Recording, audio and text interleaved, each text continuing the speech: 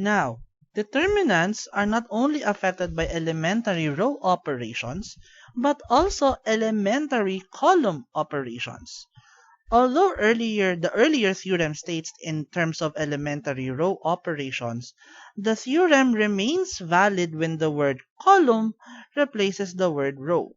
So operations performed on columns rather than rows of a matrix are called elementary column operations, which would mean that our elementary column operations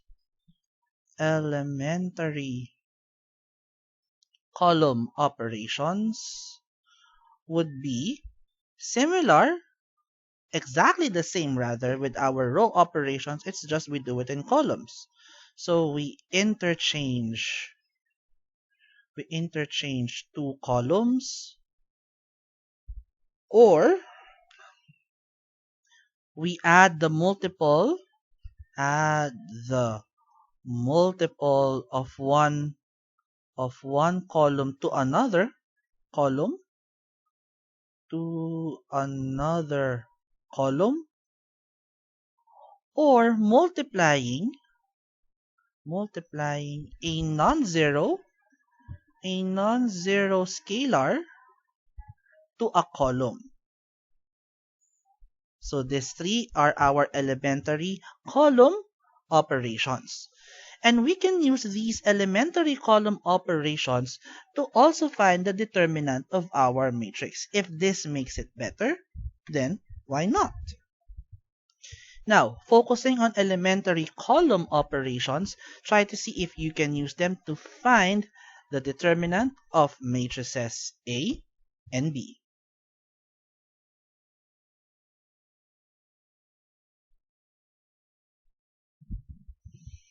Alright, so let's start with looking for the determinant of A, which is the determinant of this matrix, which at first seems daunting to find the determinant, because if we do the 3 by 3 alternative method or the cofactor expansion, it would be tedious. However, if you are actually going to double check, we can actually turn this column here into something smaller. Why? If you would do notice, this is negative 1, 2, 3, negative 6, 5, negative 10. So this column is just actually a multiple of this column or a multiple rather of negative 2. So we can actually turn this to zeros, because that would make our life so much easier. So if we would have this column to make this 0, then column 2 would just actually be 2 times column 1 plus column 2. Because right, in elementary row operations, we wanted to have zeros. It's the same. We can turn this to 0, and actually, since this is a multiple of this column is a multiple of the first one, then it will make our life very easy. So we'll have negative 2 times 1 is negative 2 plus 2 is 0. Let's write first the other columns. There you go. 2 times 3 is 6 plus negative 6 is 0. 2 times 5 is 10 plus negative 10 is 0.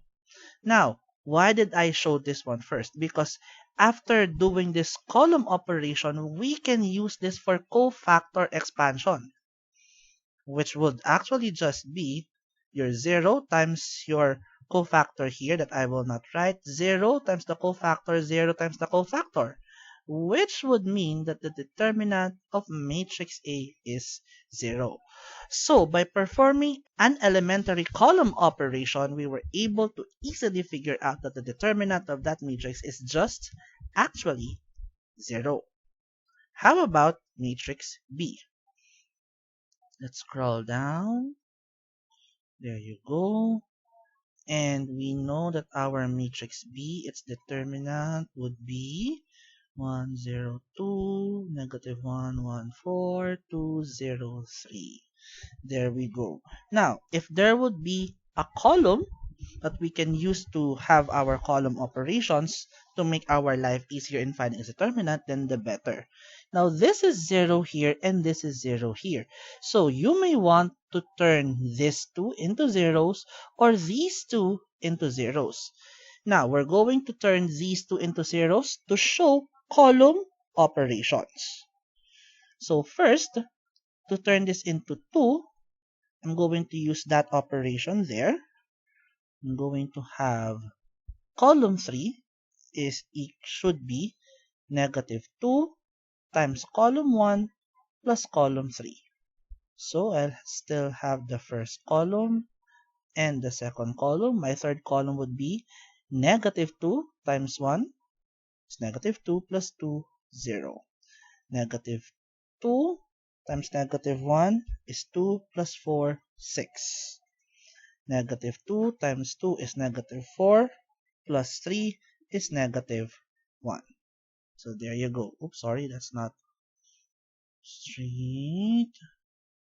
There, as straight as we can. Now, we can turn this into 0 as well. This is already negative 1 here.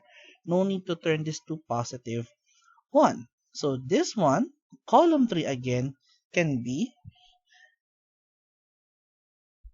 oops, sorry, not this one, but this one here. This is what we can use. Anyway, these are zeros. So I can have negative 6 times column 2 plus column 3. So we retain our first two columns once again.